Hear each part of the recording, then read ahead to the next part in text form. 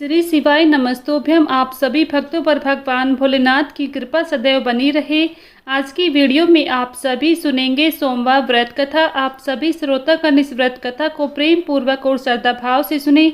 आप सभी की मनोकामनाएं भगवान भोलेनाथ अवश्य ही पूर्ण करेंगे। प्रेम से बोलिए भगवान भोलेनाथ की जय। अगर आप सभी को हमारी ये व्रत कथा पसंद आई तो प्लीज़ वीडियो को लाइक शेयर करें। चैनल पर नए हैं तो चैनल को सब्सक्राइब करना ना भूलें। बेल आइकन को प्रेस कर लें जिससे आप सभी को हिंदू धर्म से जुड़े सभी व्रत और त्योहारों की वीडियोस देखने को मिलेंगी। आइए आप प्रेम और श्रद्धा भाव से सुनते हैं सोमवार व्रत कथा। किसी नगर में एक धनी व्यापारी रहता था। दूर दूर तक उसका व्यापार फैला हुआ था। नगर के सभी लोग उस व्यापारी का सम्मान करते थे। इतना सब कुछ संपन्न होने के बाद भी वह व्यापारी बहुत दुखी था क्योंकि उसका कोई पुत्र नहीं था, जिस कारण अपने मृत्यु के पश्चात व्यापार के उत्तराधिकारी की चिंता उसे हमेशा सताती रहती थी। पुत्र प्राप्ति की इच्छा से व्यापारी प्रत्येक सोमवार भगवान शिव की व्रत पूजन किया करता था और शाम के समय शिव मंदिर में जाकर शिव जी के सामने घी का दीपक जलाया करता था। उसकी भक्ति देखकर मां पार्वती प्रसन्न हो गईं और भगवान शिव से उस व्यापारी की मनोकामना पूर्ण करने का निवेदन किया। भगवान शिव बोले, इस संसार में सबको उसके कर्म के अनुसार फल की प्राप्ति होती है। जो प्राणी जैसा कर्म करते हैं उन्हें वैसा ही फल प्राप्त होता है।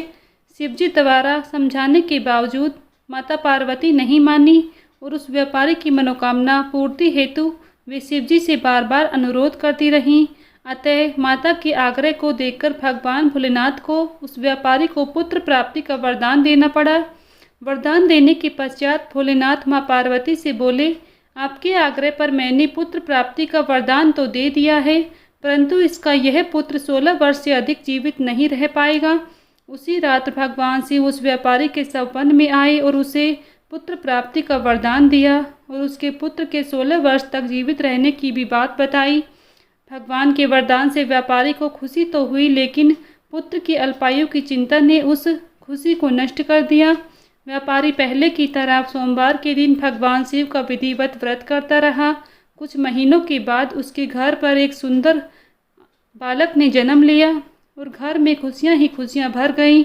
बहुत धूमधाम से पुत्र जन्म का समारोह मनाया गया, परंतु व्यापारी को पुत्र जन्म की अधिक खुशी नहीं हुई क्योंकि उसे पुत्र की अल्पायु के रहस्य का पता था। जब पुत्र 12 वर्ष का हुआ तो व्यापारी ने उसे उसके मामा के साथ पढ़ने के लिए वाराणसी भेज दिया। लड़का अपने मामा के साथ शिक्षा प्राप्ति हेतु चला गया।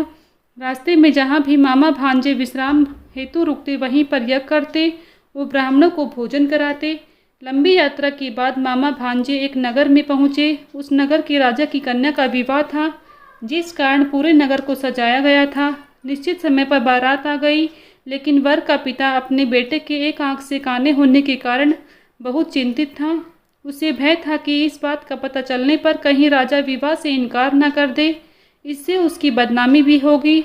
जब वर के पिता ने व्यापारी के पुत्र को देखा तो उसके मस्तिष्क में एक विचार आया। उसने सोचा, क्यों ना इस लड़के को दूल्हा बनाकर राजकुमारी से विवाह करा दूं। विवाह के बाद इसको धन देकर विदा कर दूंगा और राजकुमारी को अपने नगर ले जाऊंगा। वर के पिता ने लड़के के मामा से इस संबंध में बात की। मामा ने धन मिलने के लालच में वर के पिता की बात स्वीकार कर ली।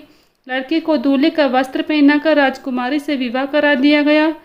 राजा ने बहुत सारा धन देकर राजकुमारी को विदा किया। शादी के बाद लड़का जब राजकुमारी के साथ शयन कक्ष में था तब वह सच नहीं छिपा सका और उसने राजकुमारी की ओढ़नी पर लिख दिया, राजकुमारी तुम्हारा विवाह मेरे साथ हुआ है। मैं तो वाराणसी पढ़ने के लिए जा रहा हूँ और तुम्हें जिस नवयुवक की पत्नी बनना पड़ेगा वह एक आंख से काना है। जब राजकुमारी ने अपनी ओढ़नी पर लिखा यह सब कुछ पढ़ा तो उसने काने लड़के के साथ जाने से इनकार कर दिया। राजा को जब ये सब पता चला तो उसने राजकुमारी को महल में ही रख लिया। उधर लड़का अपने मामा के साथ वाराणसी पहुंच गया। गुरुकुल में पढ़ना शुरू कर दिया। जब उसकी आयु 16 वर्ष की हुई तो उसने यज्ञ किया। यज्ञ की समाप्ति पर ब्राह्मणों को भोजन कराया, खूब अन्न वस्त्र दान दिए। रात को वह अपने शयन कक्ष में सो गया। शिव के वरदान के अनुसार शयन अवस्था में ही उसके प्राण पखेरु उड़ गए। सूर्योदय पर मामा मृतक भांजे को देखकर रोने पीटने लगा। आसपास के लोग भी एकत्रित होकर दुख प्रकट करने लगे। लड़के के मामा के रोने विलाप करने के खबर समीप से गुजरते हुए भगवान शिव और माता पार्वती ने भी सुने। माता पार्वती ने भगवान से कहा, हे प्राणनाथ, मुझे इसके रोने के सवाल सहन नहीं हो रहे हैं। आप इस व्यक्ति के कष्ट अवश्य ही दूर करें। भगवान शिव ने माता पार्वती के साथ अदृश्य रूप में समीप जाकर देखा तो भोलेनाथ माता पार्वती से बोले, यह तो उसी व्यापारी का पुत्र है जिसे मैंने 16 वर्ष की आयु का वरदान दिया था। इसकी आयु पूरी हो गई है। माँ पार्वती ने फिर भगवान शिव से निवेदन कर उस बालक को जीवन देने का आग्रह किया। माता पार्वती के आग्रह पर भगवान शिव ने उस लड़के को जीवित होने का वरदान दिया और कुछ ही पलों में वह जीवित होकर उठ खड़ा हुआ। शिक्षा प्राप्त करके लड़का मामा के साथ अपने नगर की ओर चल दिया। दोनों चलते हुए उसी नगर में पहुँचे जहाँ उसका विवाह हुआ था। उस नगर में भी यज्ञ का आयोजन किया गया। समीप से गुजरते हुए नगर के राजा ने यज्ञ का आयोजन देखा तो उसने तुरंत ही लड़के और मामा को पहचान लिया। यज्ञ के समाप्त होने पर राजा मामा और लड़के को महल में ले गया। कुछ दिन उन्हें महल में ही रखकर बहुत सा धन वस्त्र आदि देकर राजकुमारी के साथ विदा कर दिया। इधर भूख प्यास से रहकर व्यापारी और उसकी पत्नी बेटे की प्रतीक्षा कर रहे थे। उन्होंने प्रतिज्ञा कर रखी थी कि यदि उन्हें अपने बेटे की मृत्यु का समाचार मिला तो वे दोनों भी अपने प्राण त्याग देंगे। परंतु जैसे ही उनके बेटे के जीवित वापस लौटने का समाचार सुना तो वह बहुत प्रसन्न हुआ। वह अपनी पत्नी और मित्रों के साथ नगर के द्वार पर पहुंचा। अपने बेटे के विवाह का समाचार सुनकर पुत्र वधू राजकुमारी को देखकर उसकी खुशी का ठिकाना न रहा।